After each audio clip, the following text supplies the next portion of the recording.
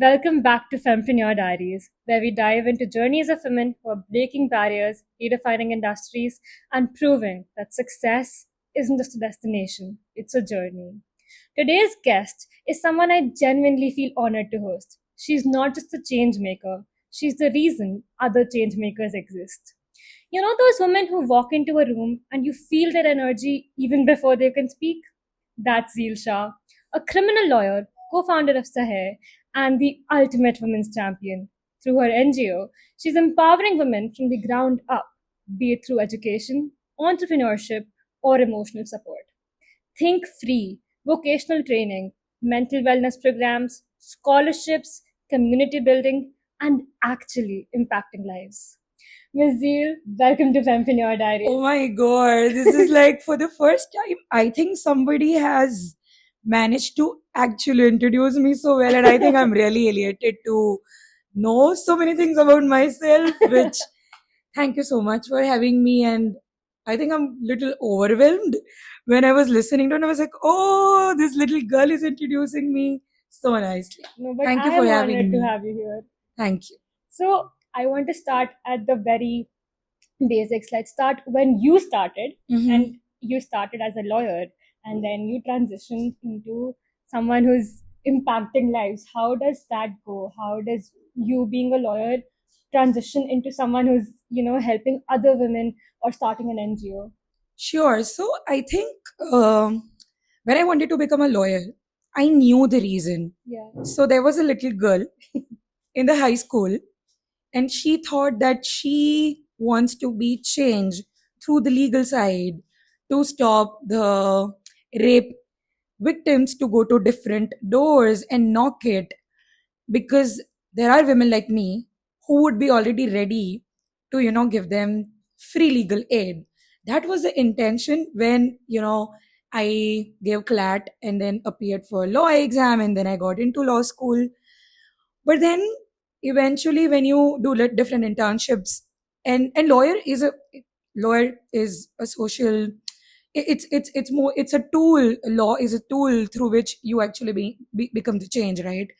So during my one of the internships with NGO You Unstoppable that I used to previously work with, I was directly impacting change. Yeah. So imagine in other internships, you are going to court, thinking that okay, next date there will be some change. Next date there is somebody who's going to get justice. But of course, then it becomes little cumbersome, and then justice becomes procrastinated, and you as a teenager looks forward for quick justice, for Yeah. quick change, which I got to experience while my internship at You Unstoppable. When I visited different municipal schools, I taught kids, I taught girls English. I was directly, impacting children, and I could see that they are smiling, and the reason is me. And that moment, I was very sure that, okay, I think, of course, I can become a lawyer, but at the same time, I also want to get into social work, and I really want to be the change directly impacting the kids and women, because they are the most vulnerable section of our society. Yeah. And that's how, from a high school girl's dream to become a lawyer to also do a social work, became, aligned. Yeah. And now I'm here. I think that's every girl in once in their lifetime. They always have this people like us who might have not been exposed to feelings like those or to environments like those. We always have a thought once in our lifetimes that even we need to help them, but it's never coming to life, and you make it come to life is very beautiful. And I love that you said that we want justice quickly. We are always Exactly. we We are cannot. impatient generation. Yeah. Like whether Very. it's Gen Z or I think millennials, we are impatient. At least that's how I am. Yeah. I think our concentration levels are also very low. That kind of adds Sure, up to. sure. Yes. But yes, completely. And I mean, let's talk about how you started to build up Sahay. How did that start? So it's very interesting when entire world was vulnerable. This Yeah. is happening during second wave of COVID. Yeah. And which is okay, like you are vulnerable, you don't want to be the change, you want to sit at the home, because everyone was depressed, everyone had no idea what's going to happen next. India just started having first dose of vaccine with elders. This is the time when beautiful humans from Ahmedabad came together and they decided to be the change, and they decided to form a group online, I mean on WhatsApp. And then eventually from 500 to 100 to 50, we eight were left.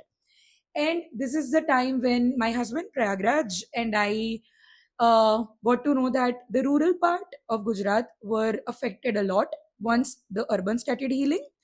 And this is the time when we visited a couple of villages in Data. Data is a taluka near Ambaji. And this is a time when we visited hospitals and we saw the real scarcity of the medical equipments. Yeah. See, this is a time when demand and supply got disturbed, right? Because Yeah. so many patients were coming in. And of course, India being a great with healthcare facility, we still lagged the equilibrium that time because the patients were so many. Yeah. And then your facility, which is like handful.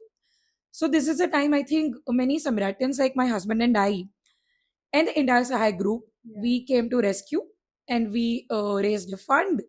And that's the beginning of the journey of Sahai to help government and to help the people during the second wave. And then eventually when the second wave became little okay, when everyone was healing, when we all were going back to the life, I saw one small gap, which was not small, but that's the time when I saw like few kids in my area, near my dad's area, were having problems with regards to the education because for 2 years they didn't go to school, so they did not pay the fees, and that's where they stopped going to the school. So the dropout ratio happened a lot that time. And this is where we started our first education initiative, which is now we call the project Khushi, Yeah. where the kids come and they become happy. Yeah. And that was the beginning of our education initiative. And the Sahai that you are seeing now, that's how we started. But it began with the COVID and the vulnerable time with my 8 friends, and now we are leading the entire community of kind people in Ahmedabad. That is very huge, very huge. Also, I remember going through your Instagram and Yes, then I'm very updated there, and I think somebody who is not able to reach out to me on call, they know that they have to reach out to me on Instagram. yeah, I Yeah, see that. I see that. So I saw that there was a news feature or an article written about you during the COVID time where you the were. Forbes. Yeah. Yes. So can you describe how did you feel? What It was was okay. So it's very interesting. If you remember during COVID second wave, right after it, Tokte happened. It was a calamity where it rained. It was really bad, and a lot of people lost their homes on the street. People with no ration card had literally no food. So this is the time when all again 8 of us got together and we raised fund for the Russian kids. We raised fund to give them food on a daily basis. And one fine day, some of us were standing near the Hebatpur Thaltej, Ahmedabad the area. We were there and serving food. And I think some journalists saw us and then they came in contact with one of my friends, Shirali, and then that's how the entire thing came up, and they interviewed us like what you guys do and how you came up with this amazing solution where you are feeding 200 250 people every day, and you're just group of 8 people. So I always tell people that it's never how many you are, even if it's a small team. It's always about how much impact you can create with a right intention. yeah. So the intention that we had that time was not common because there were a lot of people who were scamming people. Yeah. I think what Forbes saw in us was that the group of young people, they chose not to play games online or watch OTT, but they chose to help people. They came out, and of course, we were at risk because we were not vaccinated by then. Yeah. And that time, I think when they called, and I was like, oh my god, really? This is happening? But with right intention, hard work, and smart ideas, yeah, we did it. And I think I was really happy. I mean, who would not like? I don't want to become humble. Yeah. That, oh yeah, I was just a Forbes. I mean, it was a big thing, and I've worked for my whole life for social work and for people, and to recognize somebody is recognizing your effort, and that too on a platform like Forbes. I was really excited. That's Yeah. definitely And you. it is still on my I profile know. because I'm really proud of me and the entire team. Yeah. I saw that. That is the first thing that really attracted me, apart from Sahil's post. And I mean, I think that God saw what you were doing and He sent the right person your way. I think it And was God, and I'm very religious, so I think yeah, God knew that. Okay, and even like I think at your starting point, you had such a big, huge accomplishment. Did that push you it further? definitely did. So see, it's not needed when you are self motivated. Sometimes you don't need a push because you are self motivated, but if it's there, it's gonna make more sense, Yeah, and definitely. it will. I think it will be cool. Yeah, it Yeah, would be. And I think it motivates you as well because you have such a big thing on your side when sure, you're just starting out and things start to fall in place. That absolutely. But also, it comes with a lot of responsibility because now you have been recognized there. yeah, So you also have to put efforts that you are there or you are more than that. yeah, So yeah, definitely. which we are doing, and that's why I came from 44 degrees Celsius in this No, definitely. And let's move on to one of your Sure, projects. sure. Let's talk about Suk. So Yeah, yes. first, let's give a description what Suk is and what was the intention behind the name Suk. Okay. It's a great. Thank you for asking me because everyone is focusing on the education aspect of Sahai, and I'm really happy that they are doing it. But most important thing that I wanted to create, and which I'm still doing it, and I know it's gonna take 10 more years to be where I really want to be. Sukh, as we all know, it's a Hindi or a Gujarati word which means prosperous. Often in our life, we see that when a man is earning, everyone is happy. Like, yeah, he's provider, so he's providing for all of us, and that's why we are sukhi. But I thought that what if the women who are at the slum that I meet every day, I interact with every day, they're sitting idle on the bakado, that is bench in English, and they are doing nothing in the afternoon and they are pretty free, but they are hardworking because in the morning they are waking up at 5, they are going to do all uh, help in the houses nearby, and they are anyway working really hard. So I thought, what if I train them, and which anyway government is doing, but some houses they are not even allowed to go outside of their slum or their periphery and work. Yeah. So what I thought, let me create institute which is inside the slum where they don't have to commute, and that's how I'll give them comfort zone. They can get themselves trained there. I will have teachers, and I'll make sure that they become sukhi, Yeah. they become prosperous, because not everyone is lucky like you and me to go out, because we are still living in the world where women are still not allowed to go outside of their home and do the work, which I think is a human right, but well, we are still there. We are I think progressing. So the intention was to make those women who sit at the bakada, at the benches, sukhi. I train them in the slum. I give them work in the slum. They go home with 5,000, 6,000 rupees, 7,000, 8,000, 15,000 a month. And you know the beauty, when a woman is earning, they don't always spend for themselves. Yeah. They spend for the kids' education, they spend for the family, and that's why the entire home also becomes sukhi. So when I was making the policy of the women, the first thing that came in my mind, what should be the name of it? Yeah. Then I'm on my way to make women sukhi, and then that's why the name came up, Sukh. That's really Yeah, beautiful. and that's what we are doing under Saksham right now. Yeah, Saksham is one of our projects Yeah. under Sukh, and we are coming up with one more this year. Can you tell us what Saksham is? Okay, so Saksham is our initiative. Saksham means to empower. Yeah. Saksham is our initiative with Prudence ASR's donation that we are utilizing, and they are well wishers of Sahai, and they have funded this project where we have made a vocational training institute for exclusively women who cannot go outside of their slum, who would come inside the institute, which is made inside the slum, and they will take training of stitching, embroidery, saloon course, mehendi henna course, cooking essential skills, because anyway they are really expert cooks, but we train them on a little better scale so that we can sell the products. So these women, they come and they get trained for 3 month 4 month program, then they get graduated. Imagine a woman who has never been to school is coming to this school, learning, finding a shelter called Saksham.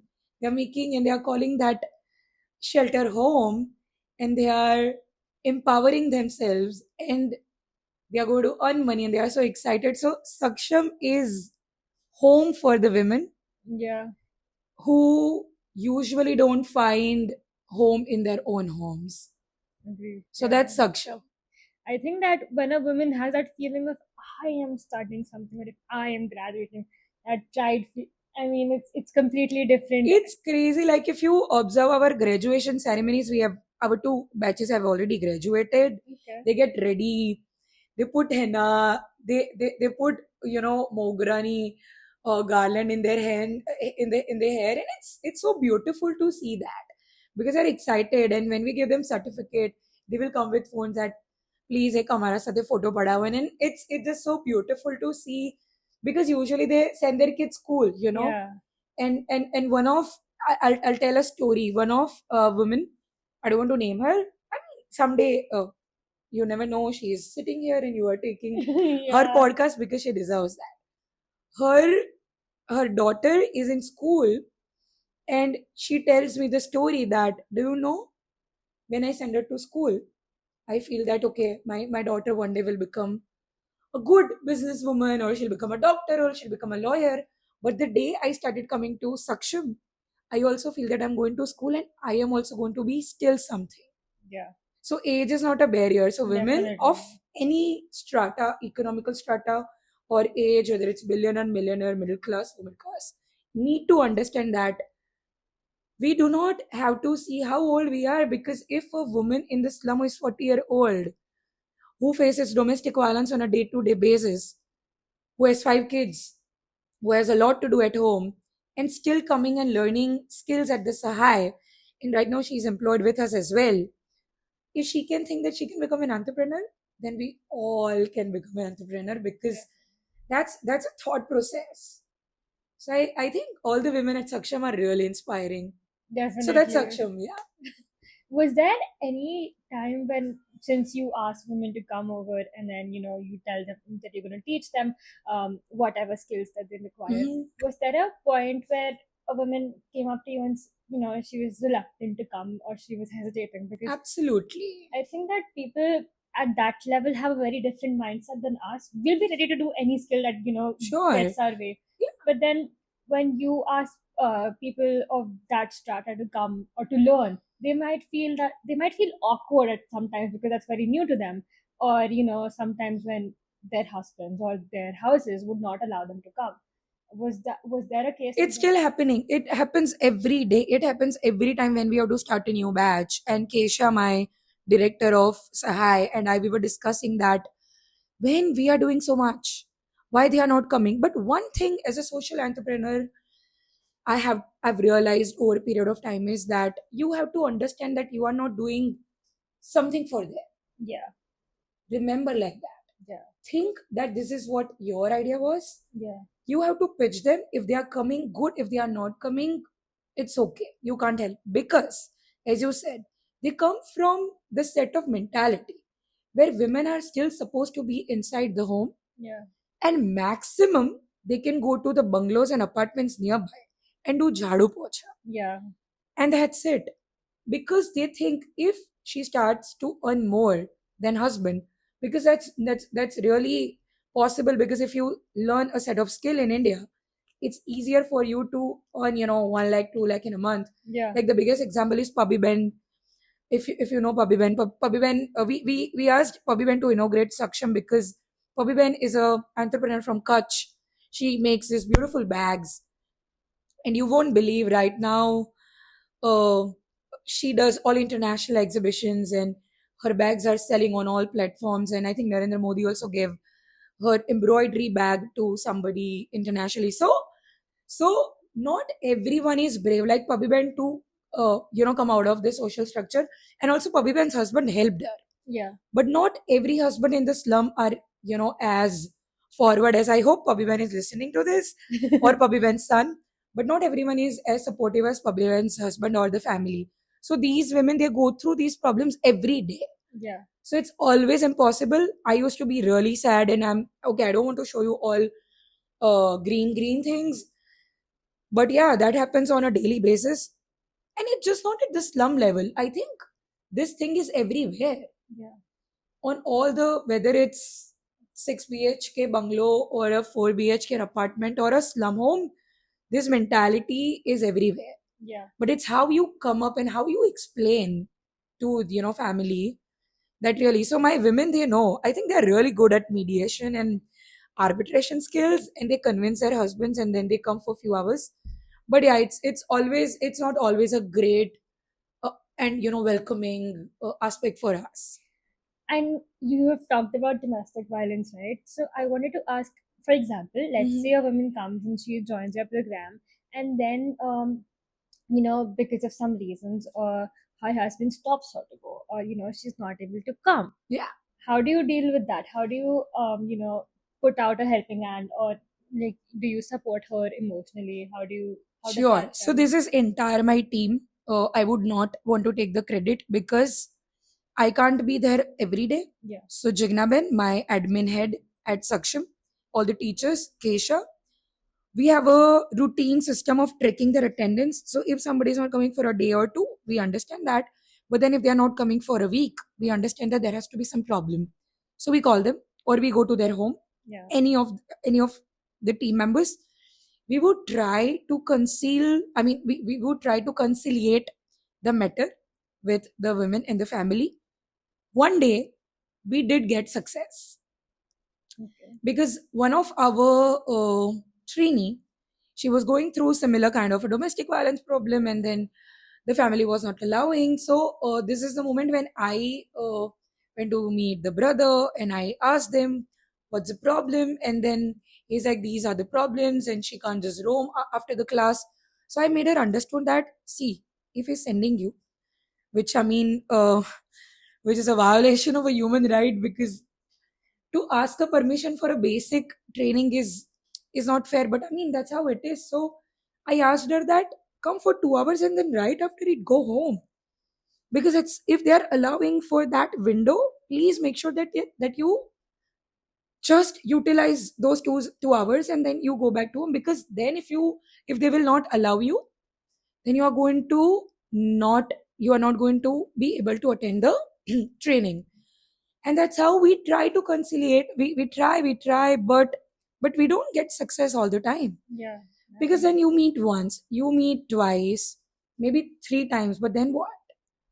So this has to get solved at a very tender age. Yeah. That's why education is important.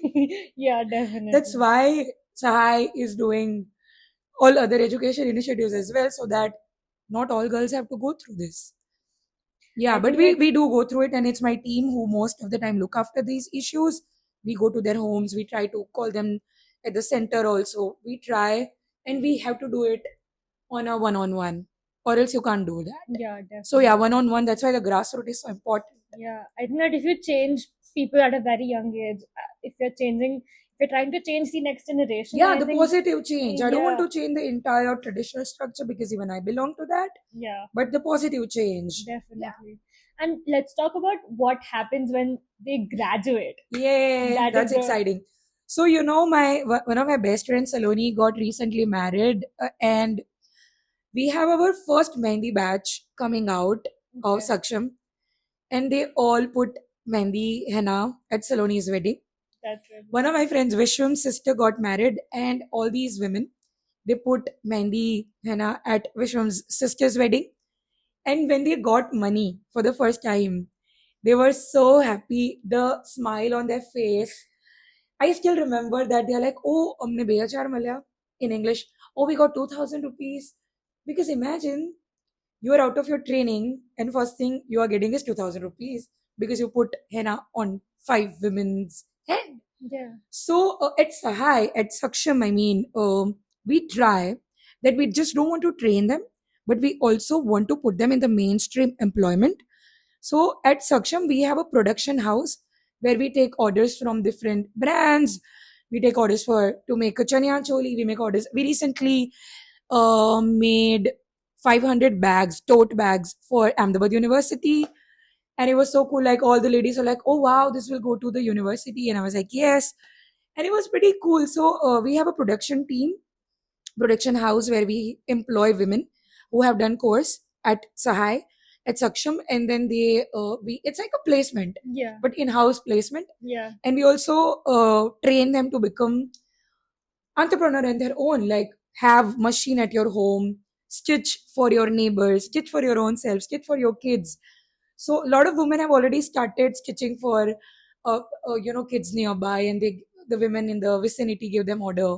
So one of women, she came to me and she like, oh, I earned 2,000 rupees last month, 2,000, 3,000 rupees last month, because I stitch three pina frocks, I stitch one blouse, I stitch two three potlis. And I was like, oh, this is so interesting. So that's what we are trying to have a atmosphere. And for that, at Saksham we keep having different workshops where we try to make them talk with confidence. We have medical camps so that they also address some issues that are important, like menstrual hygiene, iron deficiencies, because if you are deficient you can't work, Yeah. Yeah. because you are like, I was also one of them, like D3 and iron. And then sometimes I used to just feel bad that, oh, what's happening? But it's just the deficiencies. So at Saksham, we try that holistically. We train them, and we help them to become either self entrepreneurs or come join Sahai team, Saksham team. And we also put them in different salons nearby. Yeah. So we did that. 3, 4 women already started going to Is there someone saloon. who, you trained and they made it big, like, big in the sense, like, compared to what they were, and Yeah. then, like a complete drastic change? As it's recent, because Saksham is, it just been 6 months. Oh, it's exactly just been 6 months that we started Saksham. But one of our trainers, her name is Ramila Ben. Yeah. Ramila Ben was doing Mehndi course at Saksham, and she also knows the basic stitching. Right now, she is earning 7 to 8 thousand a month. And she came to me and she like, I'm never going to use the first month salary because it's very important, and I'm really excited for the future salaries, because I'm going to make sure that my girl, her daughter, goes to a better school. So imagine, I mean, it might be a small story for you, but this story is going to make sure that a girl goes to a better school, because we have trained a woman, we have hired her at Saksham, and now she's doing really, really, really good. She comes every day from 12 to 4 to Saksham, and involves, she stitches bags, she stitches she makes soft toys that we got order from different brands. And this is a small story, but a girl is going to school, a better school, Yeah. because we train somebody. And I think we are going to rewrite thousands such stories in I coming already years. see you changing the next generation. Yeah, yes. This is very youth, and I think that having a vision like that, and I already said that, letting it come to life Yeah. is it's because we always think of doing something, but it never really comes to life. So this is really amazing. By the way, you are young, but the way you are asking questions, and I think you have done a great homework with all the initiatives of Sahai. I Thank must say you have you. done an incredible job. Thank you. But let's talk how emotional wellness, because they're coming from Oh, a very yes. different background and Yes. an environment. Yes. How does that play a role in the entire process? When they come to Saksham, they all are a little reluctant, but when they leave Saksham, they all are crying. Because they literally, you know how we go to high school or we go to universities and we have our own group, and then when Yeah. it's a farewell, it hits hard. Like it happened to me in law school, it happened to me in Delhi, it happened to me wherever I have, studied. So, or worked. Exactly, that's what happened. When they come and see, they all of them, they come with a lot of emotional baggage, a lot of physical baggage as well. Yeah. So they have their own issues. And imagine there are days when they don't have enough food or vegetables. So Yeah. the privileges that we have is beyond. So these women, they come with a lot of problems. Fortunately, the teachers and the team that I already shared that I have at Saksham, they are so good that they also try to listen to them. See, what all they need is ears. Yeah. They need somebody to listen to them because that doesn't happen in their day-to-day life. Yeah. So Kesha, me or my team, we are not an expert in emotional intelligence, or we are not psychologists or psychiatrists. Yeah. But what we all do is we listen to them. They tell their stories and we listen, and then the beauty of, you should come one day to see that all the women, they have their own group, and when they are about to graduate, they make plans every week to go to the garden, to go to Himalaya Mall, to go to Kakarya, Yeah. because they found their like-minded people, Yeah. and then they become so comfortable, and they tell me that those are few hours that they forget their problems and become friends. And when they leave Saksham, they keep coming by the way to Saksham because they found, as I said, they found their home. Yeah. So but when you say that, we try having some experts, but see, as they are with us for a few months, I will not claim that we remove all their obstacles because we don't, Yeah. but we try to listen to them, and to listen, I think to listen to their problems is also big help to them. So at Saksham, we listen. This is really nice. I'm really enjoying this podcast. Yes. But also, I want to move a little bit to the donation side, to the charity side. How does donations or charities or collaborations or partnerships, how does that play a role in Sahay or in Suk or in Saksham? Okay, let's talk about Sahai. It started as a social media movement, literally, because the other seven friends of mine, they have a great social media reach, and because of them, social media for me is a blessing. Because the work that we do, we keep that on social media, and my entire donation, literally, I think 80% of them, they came because of social media. Also, we are very reliable in a way that if somebody is giving a certain fund, we tell them what we are doing out of it. We send report of the kids to them. We tell them that we are utilizing money for the uniforms, we are utilizing this to pay the fees.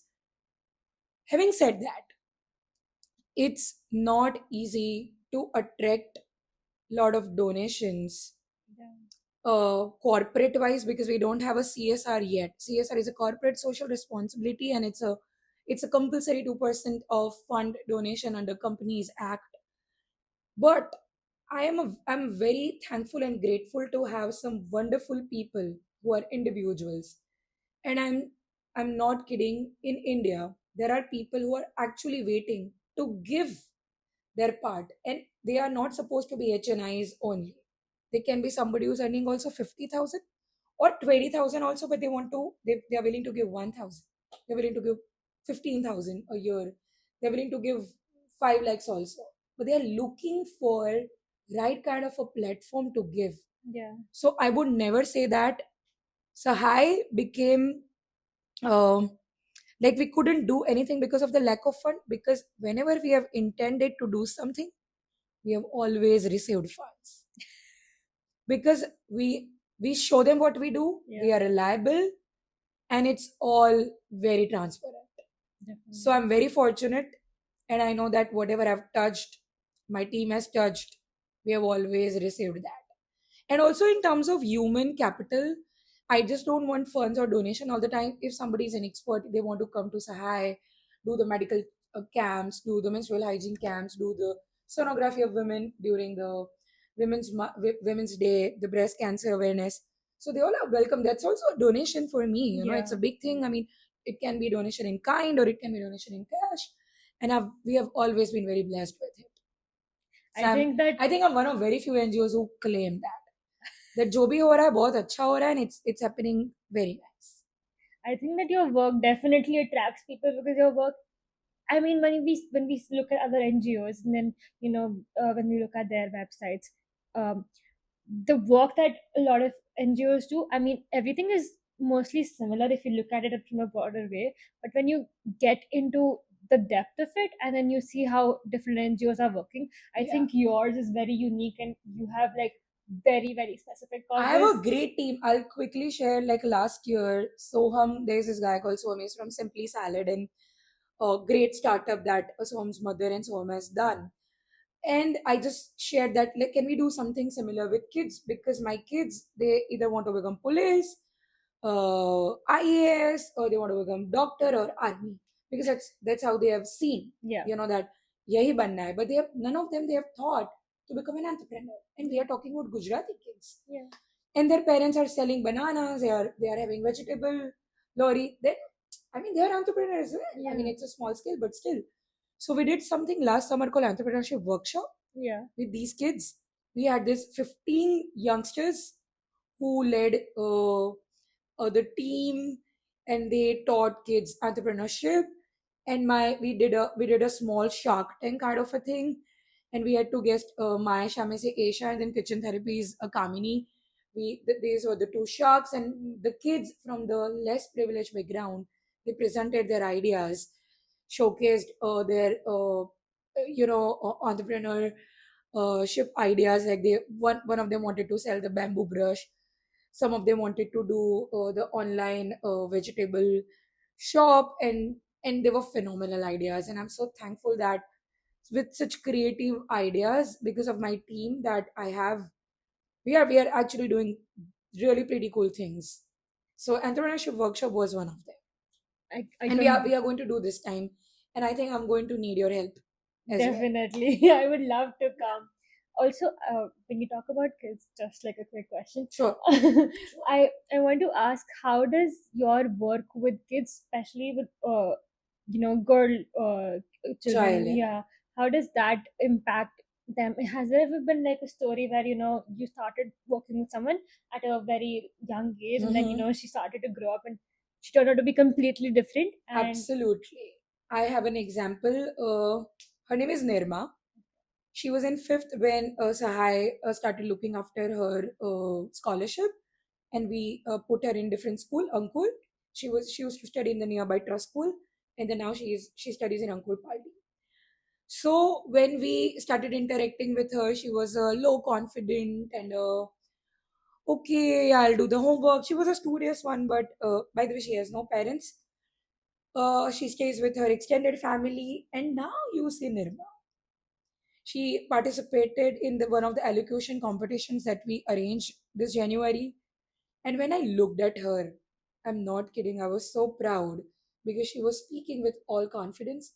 She was very precise and very specific about what she was talking about. And when I talked to her afterwards, I was like, Nirma, so how is it going? And she like, yeah, बहुत सरस challenge है. And I was like, what if you don't get into the competition because it was a nomination based? She gets okay, at least I tried. And that Nirma was a very different Nirma than I met few years back.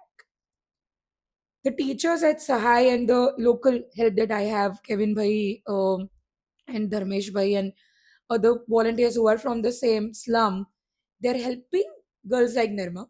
The teachers at Sahai and the scholarship that donor has been paying for her fees. Not just one reason. You know, these 5 or 6 aspects made her unstoppable. And that's definitely. the story of Nirma. And I think at Sahai right now, under our scholarship initiative Asha, we are writing 130 students story like that. And That's I huge. don't want to announce right now, but in 2025 you will see a huge tsunami of change in the numbers of kids that we are adopting this year. That is very Yeah. huge. That is very nice. I'm actually so happy, and I feel very humble to listen to stories like Nirma. Nirmas, Yeah. yes. So to end with, we Mhm. have a Femfreneur 5 rapid fire. Okay, wow. So Yeah, oh. you Oh, can I never thought I'm going to do this. But okay, let's do it. So you can answer in one word, one line. One word or one line? Yeah, Or whatever. it's cool. Oh, it's so difficult. I'm a lawyer and we have to speak in paragraphs. But okay, let's do it. Wanna try? Okay, I am Prayagraj. This is for you because that's how he is. A one word guy. One word guy. That's my husband, everyone. So, you are a woman who inspires so many people. Was there a woman that inspired you? By my both mothers, the one who gave me birth, the one who brought me up, and now the one who is bringing me, my mother-in-law. So both mothers and mother-in-law. So three mothers. I got lucky. And so, one cause or one project of Sahar that's very close to your heart. Right now it's happening. It's happening in deaf and mute school and visually impaired kids. We are writing their papers. We are training them. So yeah, right now I'm really excited for that project. It's making them again unstoppable. I can't wait to see that. Yay.